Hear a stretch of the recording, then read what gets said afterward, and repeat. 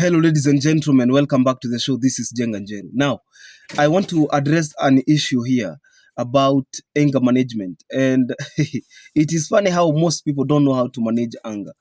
And you see, when you're provoked, it's upon you now to decide because you will be provoked either way. You will be provoked from time to time, but it is now your talent and gifting to decide whether you will be provoked or you will not.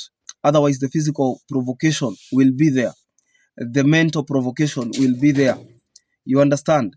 You will be mocked, but how you react to that mockery, to the provocation now, determines the kind of IQ you hold and the level of management you can as far as anger is managed and concerned. Now, I want to ask you, and because most times than not, when you have been single for a very long time and people don't know this, you become independent. When you are single for a very long time, you are not used to protocols, rules, regulations, do's and don'ts of the other partner. And therefore, it brings in a cultural shock or what we call culture shock if the other person now begins to install boundaries and then you are expected to leave or stay within those boundaries. Do you understand? So, how well you manage the anger is part of the equation that completes a marriage. For instance, I realize that there are people who are giving me concerns on our inbox, on our official inbox, that you know what, I was this and that, I was late for a date, and that guy slapped me, and you wonder if that slapping session began on the very first date. What about the second and the third one? What about when you move in with the person as a partner? So the level of anger management is something you should also check when you're choosing a partner. Are we together? So that you don't end up regretting. And you know, most people don't like this thing of you're married today, you're not married, you're married, you're out.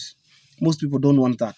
So even when you're dating, some of the things you will be doing, and I want us to identify some red flags. For instance, if the person is not able to manage anger, no matter how attractive the person is about the mission, no matter how, because most times you realize that you're dating a very toxic person, and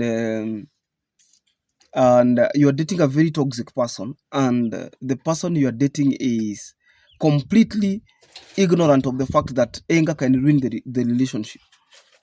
The person is busting on you, the person is leaving you stranded, probably you are somewhere, the person bursts out in anger. That is somebody who has not been cooked and baked properly for marriage, because in marriage you will be angry. Ask married people.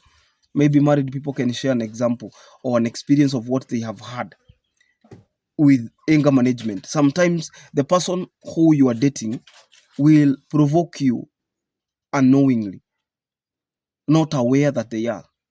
And what do you do? Do you just walk out? Do you just walk away? Sometimes it's unintentional. But if you do not have the ability to manage that anger, ole wako, because at the end of the day, you'll be the casualty, you'll be the victim, and then you will be out there claiming that the other person was a monster and things like that. So please, when you're choosing a marriage partner, check whether this person can manage anger. Sometimes provoke indirectly. I'm not trying to fuel war. What I'm trying to say is test the waters. See whether the person can be provoked. Or if you're late, for instance, would that person now switch off their phone and never to call you back again? I'm not saying that you be late in every meeting, but test whether somebody, it is good to test. Even when we are buying vehicles, you go for what we call road test. And please don't get me out of context. I mean, you cannot buy something without testing. What I'm saying is check, court. That's why courtship is important. Most people misinterpret road test with intimacy before marriage. That's not what I'm saying. If you know what I'm saying, that is not what I mean. What I'm saying is relate with the other person. Know whether they can manage anger. Know whether they have the capacity to forgive. Know whether they have the ability to contain themselves even when they are angry. And then you can decide whether you have the right partner or not. So, how do you manage anger? You can give us notes in the comment section. At the same time, you can let us know, did you have an experience? Have you ever aborted a mission? Have you ever aborted a relationship because because of what we call anger issues?